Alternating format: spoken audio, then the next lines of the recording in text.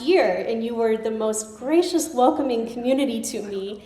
And I just immediately felt a part of this enormous group of friendship and this community and solidarity. And I just can't tell you how much that has done for my heart.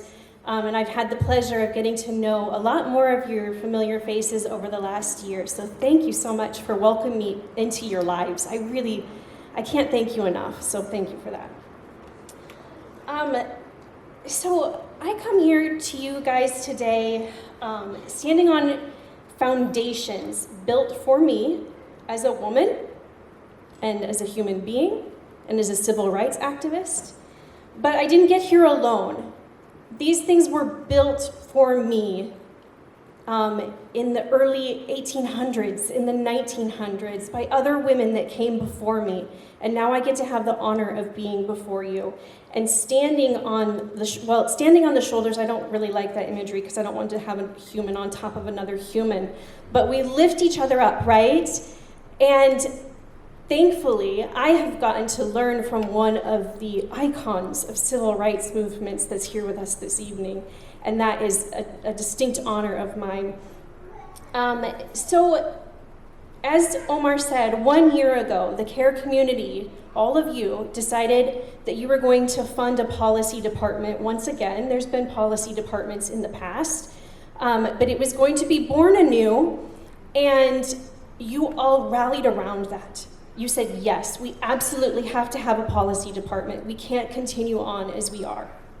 You entrusted us, you entrusted me, to help Floridians and Muslims come out of the shadows and fight against the policy being done to you. I'm a U.S. foreign policy and human rights specialist, and what has hit me the hardest in my years and years of education and my years living overseas, that U.S. policy is done to us, and we have very little say in the matter. We just have to sit back a lot of times and just let it happen, do we not? And we feel helpless, we feel hopeless. Certainly in the last year we feel hopeless. Like nothing is going to change. We have another presidency where the people that he has entrusted at the highest levels of government are the worst Zionists this country has ever seen. In fact, Marco Rubio yesterday in his confirmation hearings was being questioned about whether or not he was going to stop the sanctions, the most minuscule sanctions that they could possibly do in the US government, to say illegal Israeli settlers can no longer commit violence and then return to the United States. That was done in the last administration. That was one concession they made to do the right thing. And that was the biggest question at that hearing yesterday, was are you going to repeal that so that the people of Judea and Samaria can live as they please?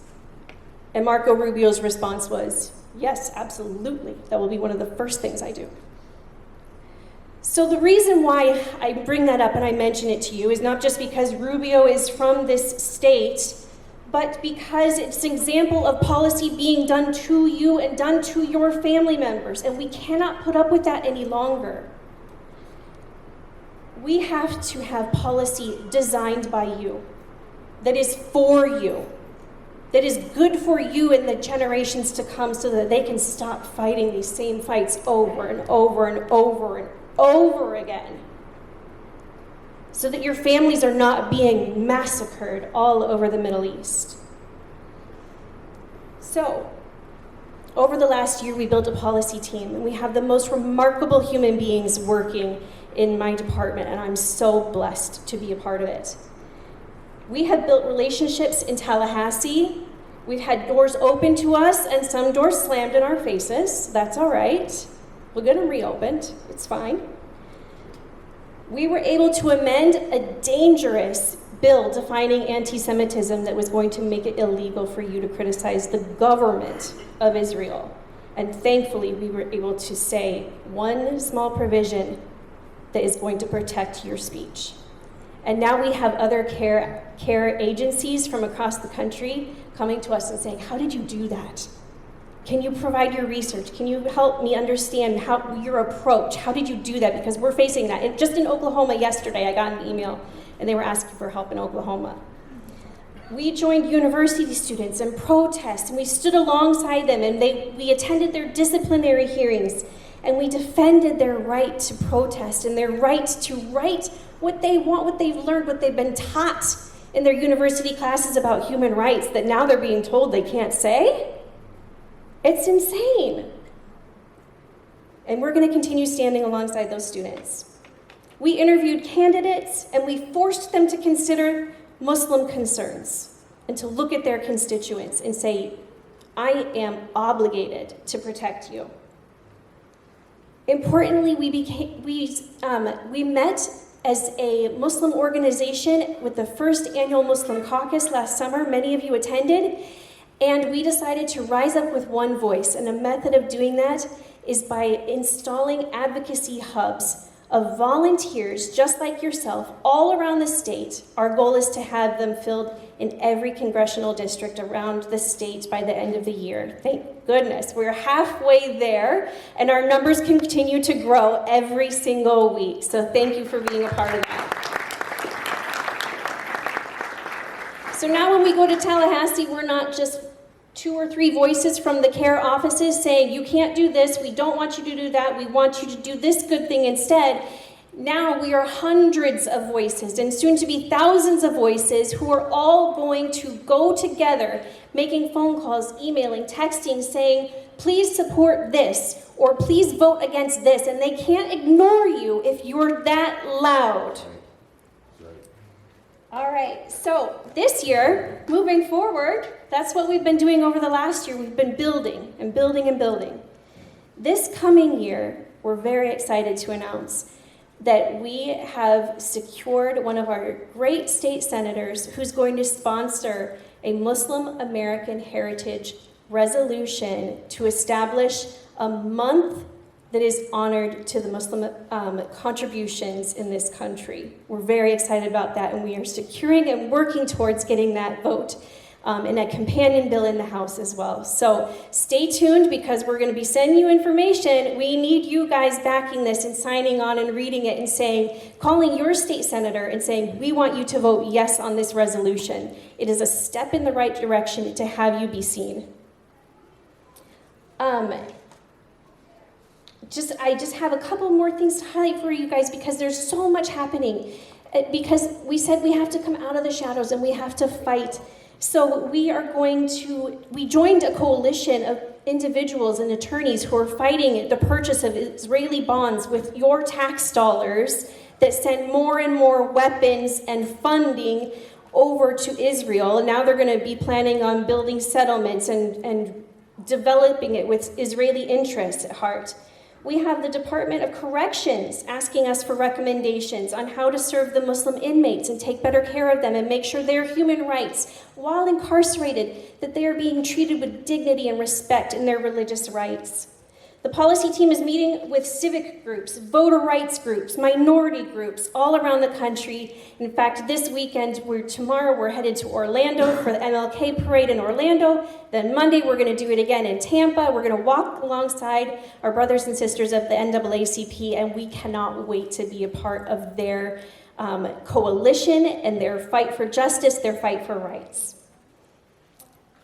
Finally, we are fighting a bill proposed by Randy Fine, who's now running for Congress, and that vote is coming up soon, y'all, in the District 6. So if you have friends and family members in District 6, you should be talking to them about the issues that concern you, okay?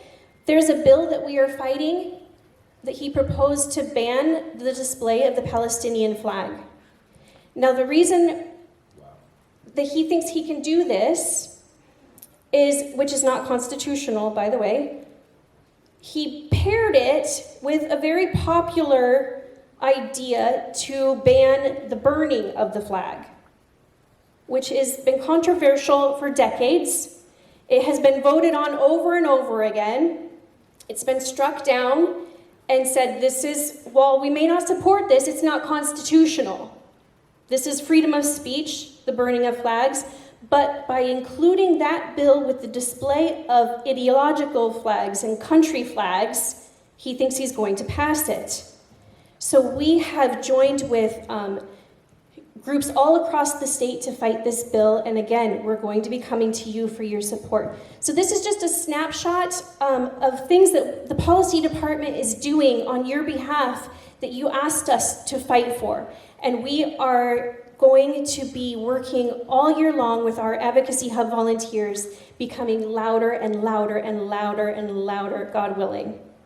So thank you so much for joining us this evening, you guys.